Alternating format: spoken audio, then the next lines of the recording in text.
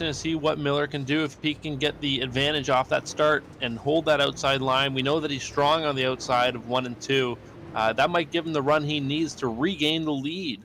And when he gets out front, we all know that he can just drive, and he's pretty much gone from the field. But we still have a lot of strong runners behind him that might be able to chase him down. We do apologize to anyone on YouTube. Apparently having some issues over there. It's fitting after our Facebook issues last week to have some issues on YouTube this week. It's just, the gremlins will not go away. 2020 is affecting everybody, even YouTube and Facebook, apparently. We have the green flag in the air. We'll go back racing as Connor Ross leads him off into turn 1. Connor Ross with a big jump, making it to the outside. Travis Miller, though, not allowing it to give him too much of an advantage as he gets up on the outside and starts wheeling that car, trying to reel him in. And there's another caution now as 2 cars are stuck at the top of 3 and 4. It's Susie and Giroux, and neither one of them going to be able to leave the scene. Giroux is a whole lot more than windshield deep in that outside retaining wall. That's really just a guardrail up there. Yeah, he's not going to go anywhere. We'll take a look back at what happens to these two. Oh, there was contact with Reiser and Susie into the corner that results in all of this. We'll take a look back at things and see how they end up in this, well, it's more than a pickle, but certainly in this bind.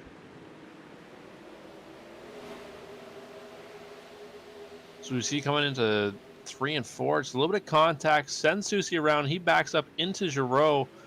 Very unfortunate as Giroux was just trying to run that outside line, mind his own business.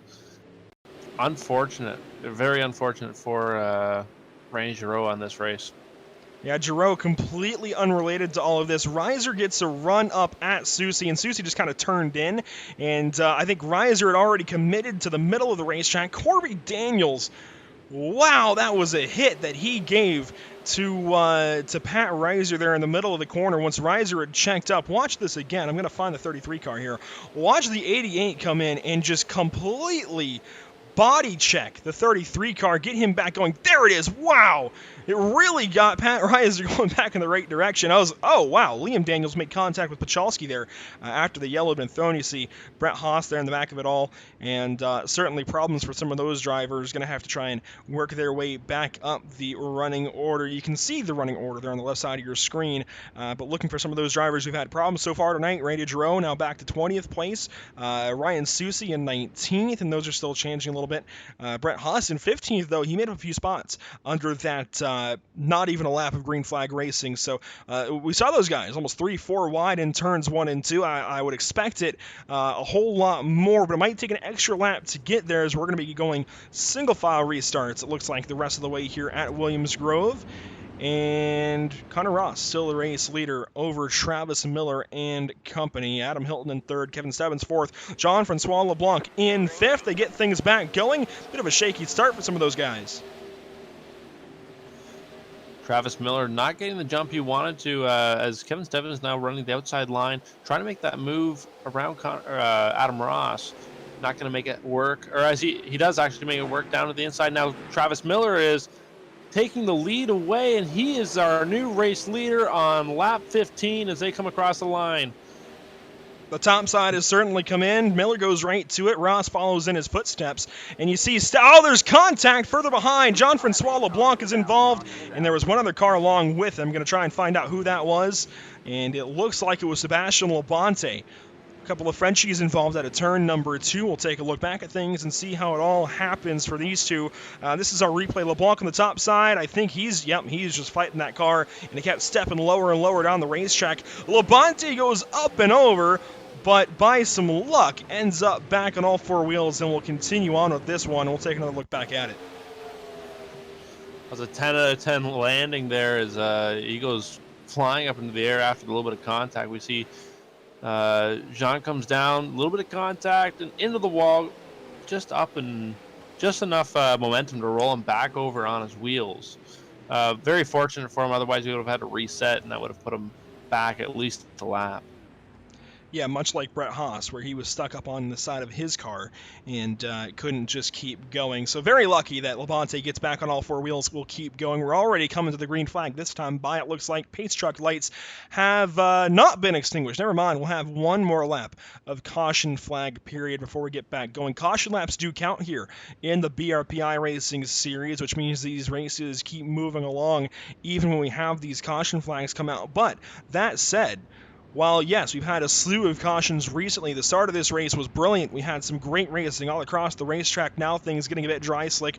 We still have a little ways to go before it's really bad out there, but certainly starting to run some of the moisture out of Williams Grove Speedway and starting to be a little bit more challenging for these drivers to get around this place. When it's tacky, you can lean to the throttle. You don't really have to lift to get around this half-mile speedway. Once it slicks off like this, though, oh, man, you better lift. You're going to have a whole lot of problems as well as everybody around you. So these guys trying to figure out what's right for them, and especially getting into a racing groove with these 360 sprint cars, pretty tough once things slick off at a place like Williams Grove.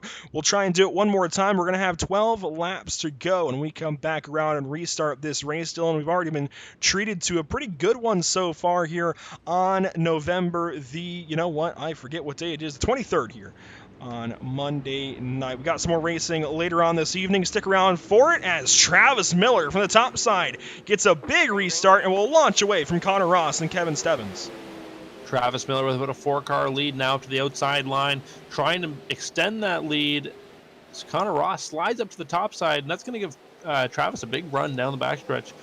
He's now extended the lead and down to the inside. Just got to hold on to it now. That's all, as there's contact behind him. But they all seem to sort it out as they come off of turns 4.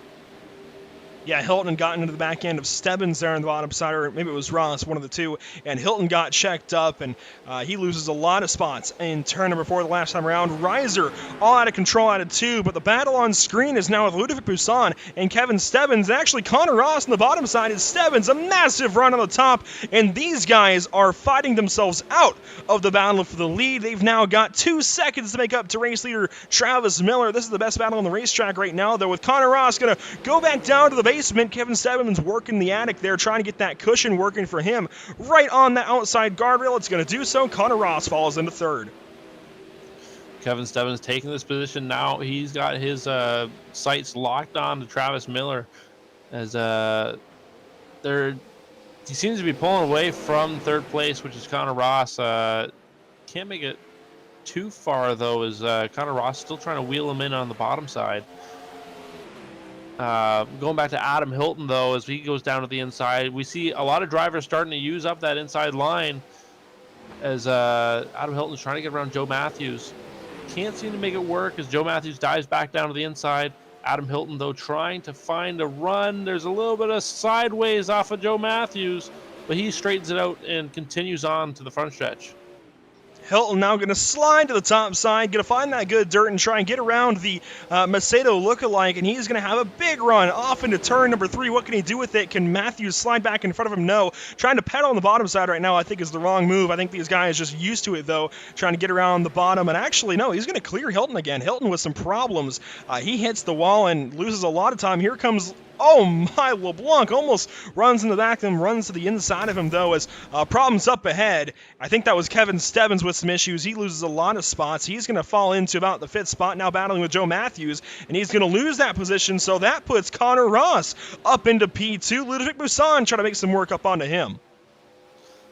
Poussin is a very strong runner, and we will see him try to make a couple moves here, because we know that 3rd is not good enough for him, especially in the point situation that's happening right now. Travis and Ludovic are very close in the points, and having the 2nd place finish would be essential for his current standings. So we're going to see him trying to wheel him in. Not sure if he can do it, though. Ludovic Poussin losing a lot of time that time, slaps the outside wall with his right rear. You can see him kind of in a gap all on his own right now behind Connor Ross and in front of Joe Matthews. I'm not sure that 72 car can do anything with either one of them. He's really, this entire front running, I guess, top 5 is all on their own. We do actually see Adam Hilton relatively close to Kevin Stebbins, and Kevin Stebbins, a lot of problems in that 52 car, a lot of damage, but a caution flag will fly. It looks like Ooh, who's involved in this one? Thomas Richard and Jean-Francois LeBlanc involved in this one. In fact, LeBlanc still on his side out of turn number 2. How did we get here with 3 laps to go? You know, I said as we got down to the end of the race, we might extend this one for a green-white checkered. We'll do exactly that. Labonte and LeBlanc, the same 2 Frenchies involved in this one with Thomas Richard, and I think that's 3 Frenchies actually in that one. We'll see what happens to them here in turns number 1 and 2. Pachalski running on the inside of the 721. Is that where this starts? Possibly no. LeBlanc just over-rotates. We saw him do that in a battle earlier on. He does the exact same thing, and then Labonte nowhere to go. Definitely a hard situation, and there might be a little bit of ruling against the staying out on the track and not resetting while you're flipped. I do believe it is a rule, and it's might come in effect here. I'm not entirely sure. We'll have to see how this plays out in the end as he stays on his side, and that's what collected more cars on the lap around. Unfortunate, but it is a rule, and we'll see how that plays out. So it sounds like there was some extracurricular stuff, him trying to flip over. Was there anything involved? No, I don't see anything after the fact, because he had been hit and then got hit by a couple other cars. I don't think, really, he did too much. He was trying to get it flipped over, and actually he almost had it a couple of times. Yeah, he gets hit there by Corby Daniels. Richard with nowhere to go, and man, that's a pretty tough one for those guys to get flipped over like that. Both those guys are going to have to tow to the iRacing pits and maybe try and get back out on the racetrack at some point this evening. But only 3 laps to go because we're under caution. We'll come around to 2 laps to go because we are already into overtime. It's lap 31, coming to lap 32 of what will be 33. If this restart stands, they've got to get back to the start-finish line. The green flag flies. We're back at it for our first green-white checkered. Travis Miller up into the turns 1 and 2 with a big jump. He's got the lead by at least 3 car lengths now, pulling away from Connor Ross. Connor Ross trying to follow in and see if Travis will make a little bit of a mistake. And there's a caution on the back stretches. There's massive destruction. Adam Hilton and Kevin Stebbins contact out of 2. Now Hilton trying to turn that car back over. You can kind of do that here in iRacing. It'll kind of let you with the wing not really falling off, supporting you here. You can kind of try. Oh, he's going to make it work. Adam Hilton. How about that? But can he get the car turned back the right direction? It's still, well, reverse is going to work for him, I guess. He's going to try and take a crack at it. Our camera in the perfect spot for this as he's trying to wait for the field to go by and get back into things. We will take a look back at what happens to he and Kevin Stebbins. It looks like they both got a bit out of shape out of the corner. We were watching them live, actually, kind of in the background, and then once they made contact, we switched to them. I think they were both a bit out of shape, trying to hang on to their race cars, and then Stebbins ended up coming down into Hilton on the bottom side. We'll see it all happen here momentarily out of turn 2. Stebbins on the top side, and yeah, he's a bit more out of shape, I think, than Hilton, but really, I think they drove into one another. Yeah, definitely hard to keep the car straight on these dry, slick tracks. Just a little bit of contact, and that's going to send both of them around.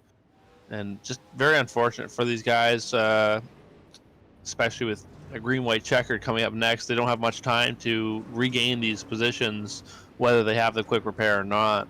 So we'll see how these guys can manage.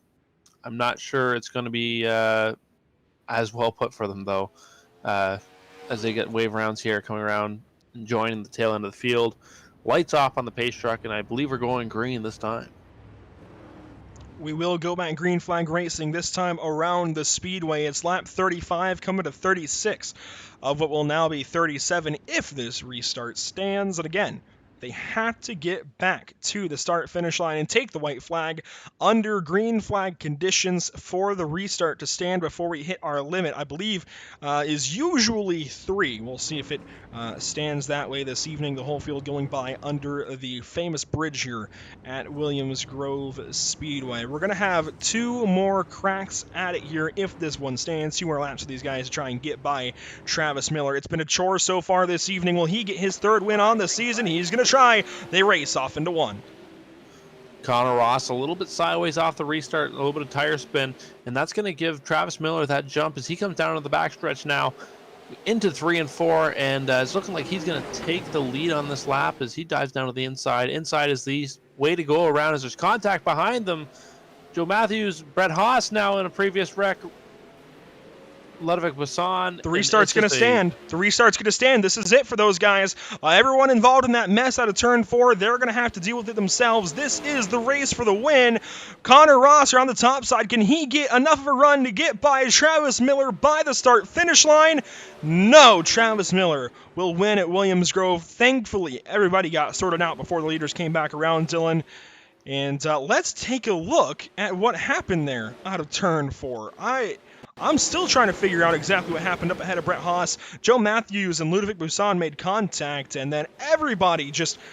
I mean, it's a parking lot at that point. It's one of those Martinsville track blockages. There's just nowhere to go. Yeah, and that's going to be detrimental to Ludovic Besson's his points right now, because he is in very tight proximity with Travis Miller, and that's going to give Travis a very large lead on the with the points here. I'm sure he's happy of it, but just a terrible wreck off of 4 is going to take a lot of drivers out on this race. It's bad for some and great for others, and we'll see what Travis here has to say about it after the little commercial break here coming up. Yeah, that's certainly one way to finish things up, and that's going to change things for the points lead and really change the way this season looks overall. We'll be taking our commercial break, as Dylan mentioned. We'll be right back to you here momentarily with words from each of our top 3 drivers. You've got interviews with Travis Miller, Connor Ross, and Michael Hackett. How about him in 3rd place to look forward to? We'll be right back to you here at PitStop TV. Do not go anywhere. Continuing coverage of the the BRP iRacing series. You say one thing enough times, you're just going to keep saying it, I suppose. Continuing coverage of the BRP iRacing series. There we go. Just on the way.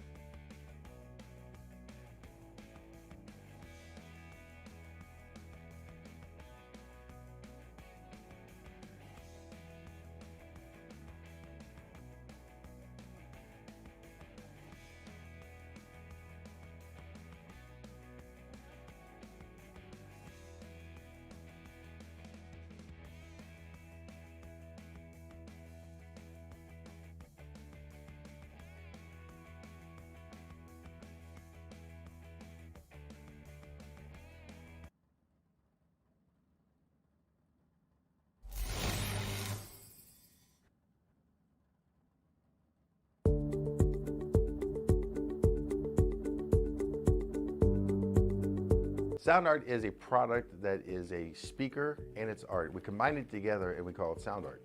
What makes it so unique that any picture can be your speaker?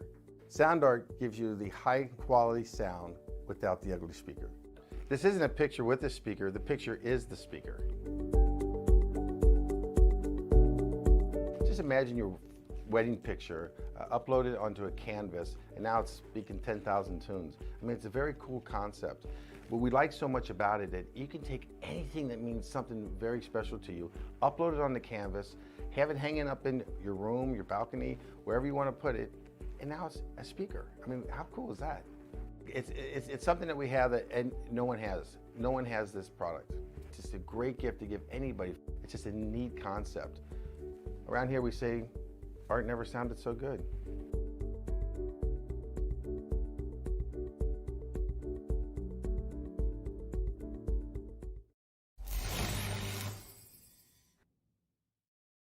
After months of quarantine, we're all interested in how we can become our best self. The team at Permanent Makeup and Cryo is here to help you get the flawless makeup look every day without the extra effort or time. When it comes to your appearance, you deserve the best care that money can buy.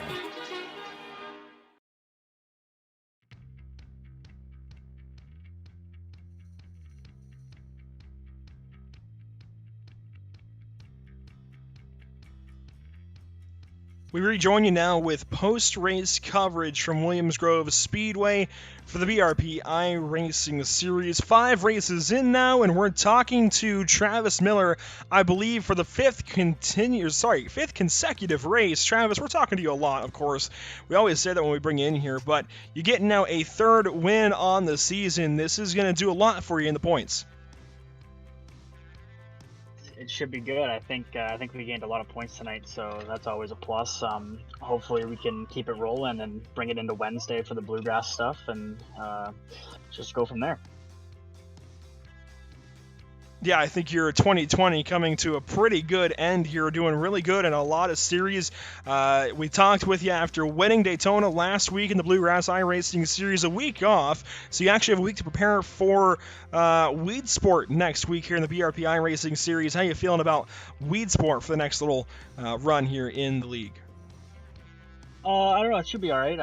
I ran there pretty good in the late model. I don't really know about a sprint car. I know that the place is kind of tricky on 1 and 2 with a sprint car. So throwing some practice sessions, and hopefully we can get a good line going and come out on top. It's also a pretty new track. You say you've raced there before, the late models. I believe you guys had a late model series before this sprint car season. How have your races gone there so far in sprint cars? Have you had any? I've only had one, and I wrecked, so you're definitely gonna have to practice a little bit and see how it goes. It's just it's a tough track with the outside wall kind of coming at you in 1, and the inside wall you can ramp up it with the front tires in 3 and 4. So it's just real tricky. You gotta be safe. So how about those battles we saw all night tonight? Connor Ross gave it a shot. We saw guys like Brett Haas out there racing with you as well. What was all of that like, trying to... it looked like maybe even you had your mirror on. I'm not sure, actually. We'll clear that up, because I know that's kind of taboo to sometimes run with the mirror on, but you also run some mobile stuff, and it looked like at one point, man, you found just the right line to get right in front of Connor Ross and take the good dirt away. Yeah, I mean, we run a mirror. Like, they don't have a rule in this league for mirrors, but I mean, I just saw in the relative, I run that during the race, and I saw that he was like 0.3 seconds back, and I knew that was my only shot to like get up in front of him there. So just had to kind of take his line away a little bit. He was rolling the bottom really good in 1 and 2 at the beginning of the race, and then Brett kind of left the hole open for him in 3 and 4, and they unfortunately they touched, and Brett went around there, but. It was just a mistakes game all night. If you made a mistake and the guy behind you could capitalize on it, it was going to be real tough to pass back for sure. Well, Travis, I could ask you questions all night long, but I'll let you go here. Before we do so, who do you have to shout out? Who do you have to thank for your 3rd win on the season? Yeah, I just got to thank Gaston's Auto Sales, Brian Fretz Financial, Precision Auto Clinic, you guys in the booth for putting this on. It's always good. Beef in the BRP series for putting it on. I know Hunter's been the race director for the last, I think all season actually. So he's been doing a good job. You know, it comes with a little bit of stress, but he's been holding it pretty well. And just shout out to all the guys that we raced with. They're a good group of guys, and hopefully we can keep building. Well, Travis, thank you for your time. Congratulations on your 3rd win on the season. I'm sure we'll be talking to you again soon. Thanks, guys. I appreciate it. Have a good night. You as well. And that's Travis Miller winning here at Williams Grove Speedway. I'll turn it over to Dylan Davidson with 2nd place, finishing Connor Ross. Connor, a fantastic race. We saw you come up from 4th. A lot of lead changes and everything else. Did you think you had anything for Travis? Was there anything you could do to get around him in those final few laps? I think it would have taken a mistake from Travis. I know he missed the corner there in 1 and 2, or the lap before, sorry. If he did that maybe again, I may have had a chance, but I don't know. He was really quick. Well, it's definitely nice to see some new faces up in the tower here with us. We see a lot of the same drivers up in the top 3. It's nice to see you come in and take the 2nd place here. What is this going to do for you in the points? Are you feeling like you can make your way up in the standings, or are you comfortable with where you are right now? If I gain a few positions, that's great, but honestly, I'm content with where I am right now. I don't even know where to check the points, to be honest with you, so I'm just running for fun, you know. Well, fantastic driving out there. We saw the track, very dynamic. Topside just seemed to be dominant at the beginning of the race. Was that a line that you were preferring nearing the end, or were you forced down to the inside? What was your thoughts on the track state coming to the end of the race? usually go into Williams Grove knowing it's going to get slick. So I knew turn 1, well, I found in warm-ups that the inside groove in turn 3 and 4 is where you wanted to be. So I didn't go near the high side in 3 and 4 at all until the last lap. But there in turn 1, I knew was top side all the way around turn 1, and then 3 and 4 was inside. Well, fantastic driving tonight. Is there anyone that you'd like to thank for your performance tonight? Yeah, I got to think Wingnut Productions. I'm drawing a blank there. Gambler Motorsports, Schultz Heating and Cooling, A&J Custom Creations, and that's it. You guys for putting this on, and Bicknell Racing. Well, congratulations on the podium finish, and we'll hope to see you back here next week. And I'll send it over to Andrew now with Michael Hackett, our third place finisher. Michael Hackett comes out of nowhere to end up taking the bottom step on the podium. Michael, first time we've talked to you so far in this season, how did your race go for the number 8 car? It was a little awkward. I started back in 19th because I had a mix-up in the heat, and then I tried to keep my nose clean, and there was a big one, and I kind of got lucky, but it worked out. Well, we just saw how you got the third place finish tonight in that very interesting turns 3 and 4 there on the white flag lap. What happened there up ahead of you? I just saw a big pileup, and I tried to figure out which way to go, either low or high, and I picked the right way and didn't get involved, so... Yeah, Travis said that it was the race of mistakes and just trying not to make one. How did things go for you from your perspective? I think trying to fight through most of the midfield until the end there, where you were kind of given the right cards at the right time to go up there and make some passes in your Bills number 8. Yeah, I was dealt pocket aces, and I went with it. So it was good to finally get lucky in this league. I've been on the short end of the stick a few times, so it feels good. Believe me, we've seen some of those moments for you so far this season. Good to see you turn it around this evening at Williams Grove. Weed Sport next week, how do you think you do? I mean, I'm assuming you're looking forward to it, given the Bills colors on your car. Yes, it's about 45 minutes from my house, so it's I race that track a lot on here. It's a really fun track, different kind of shape. Turns 1 and 2 can get interesting when it gets slick, so we'll see how that goes. Well, before we let you go here, Michael, who do you have to thank, who do you have to shout out this evening for your third place finish? Team BDM, they got me into iRacing basically, and then also Team Squirrel Nation, and also BRP for putting this on, Corby, Hunter, they all do a great job with this. Appreciate you guys for doing this. Oh, well, thank you very much. We appreciate your time here, Michael. And as nice as of a guy you might be, I'm sorry, but I'm going to keep rooting for the New England Patriots. And, I mean, I will say, it's finally time we pass the torch on to somebody. I'm glad it's not the Jets or the Dolphins, but good luck the rest of the season there, buddy. I'm sure we'll be talking to you more. All right, hopefully. Thanks, guys. Have a good one. And that's Michael Hackett finishing third place. Might be rooting for the wrong team, but hey, did pretty good so far this evening. Hopefully he can do pretty good next week at his home track of Weed Sport. And Dylan, man, it was certainly a wild one tonight at Williams Grove. And, I didn't really know what to expect coming in. Of course, like we said, it gets pretty racy towards the end of races, but you've got to get through everything to that point to get to the end of the race and get to those battles there at the end. And it was certainly a wild journey to get there. We have some results to go over, and I'll give you the top 10. Finishing first is Travis Miller, the 22. Second goes to Connor Ross in the 35. Eighth is, the third position is going to go to the number 8 of Michael Hackett. Fourth is the 26 is Sebastian Labonte, and rounding up the top 5 is Brett Haas in the 55. Sixth place is going to go to Patrick Reiser in the 33. Seventh to Dean Meitzler in the 49. Eighth place is going to go to Michael Wenner in the 23. Derek Witzig in the 16 is going to take 9th. And rounding up the top 10 in the 21 is Tyler Pachelski. The results definitely got a bit interesting there towards the bottom of the top 10. And 11th through 20th, where Liam Daniels comes in at 11th position. 12th goes to Adam Hilton. How about 13th for Joe Matthews after a really good run through most of the night? Some contact there with Kevin Stebbins and more right at the end. Corby Daniels, though, he's a lap down. He finishes 14th along with Randy Giroux in 15th. 2 laps down goes to Ludovic Buisson there in the 16th spot. We'll see how that impacts the rest of his season for sure. Jean-Francois Leblanc finishes 4 laps down, 17th spot. Kevin Stebbins 18th, 6 laps down. Thomas Richard in the 9th position, 8 laps down to the race leaders. And Scott Braddock there in 20th. You see the back end, the last 3 cars here in the field. Ryan Susi, Brian Berger, and Matthew Beauvais after 37 laps of action here from Williams Grove Speedway. I'll tell you what.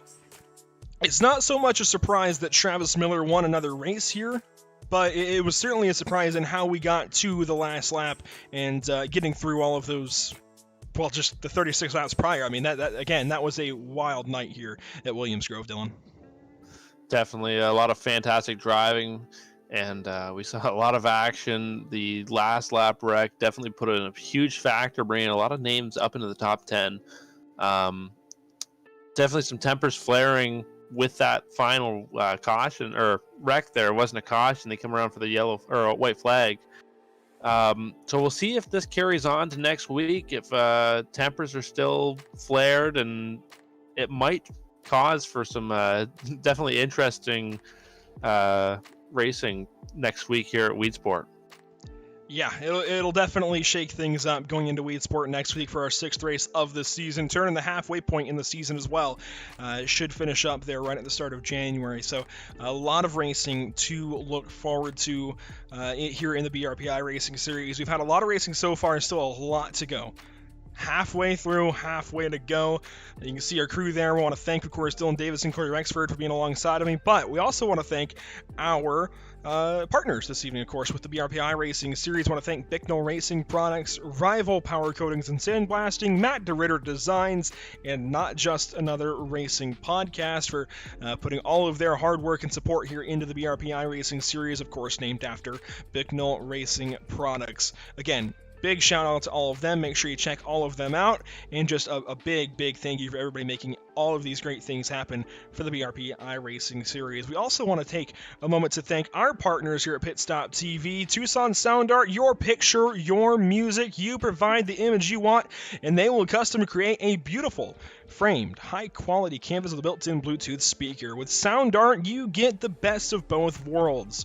Visit TucsonSoundArt.com and use promo code PitStopTV at checkout for 10% off of your order. Also, a big shout-out, of course, to Permanent Makeup in Cryo in Maine. When it comes to your appearance, you deserve the best care that money can buy. Go ahead and contact them at 207-358-8683, permanentmakeupinmaine.com, or Permanent Makeup and Cryo in Maine on Facebook. And as always, a shout out to Whiplash Media, our parent organization that specializes in various sim racing resources, including paint schemes, stream overlays, iRacing, camera packs, and more. Whiplash Media is also working on its presence in real racing, offering services like photography, social media management, and public relations. Go to whiplash-media.com for more information. And of course, we have more racing just on the other side here.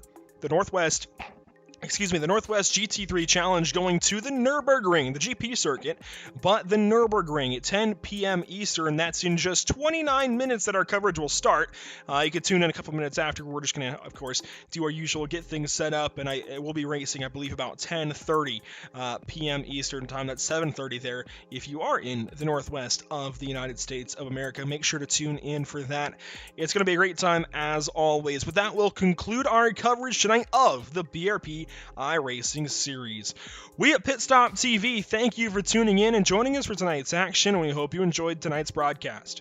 Be sure to join us again at 10 p.m. Eastern for the Northwest GT3 Challenge, and have a wonderful rest of your week. Enjoy a very happy Thanksgiving. It's certainly been an interesting year. Have a great time, do it safely, and we'll see you on the other side. Make sure to follow us on Facebook at www.facebook.com/PitStopTV, on Twitter at PitStopTV_, on Twitch at www.twitch.tv/Pit_Stop_TV, and on YouTube at www.youtube.com/C/PitStopTV1.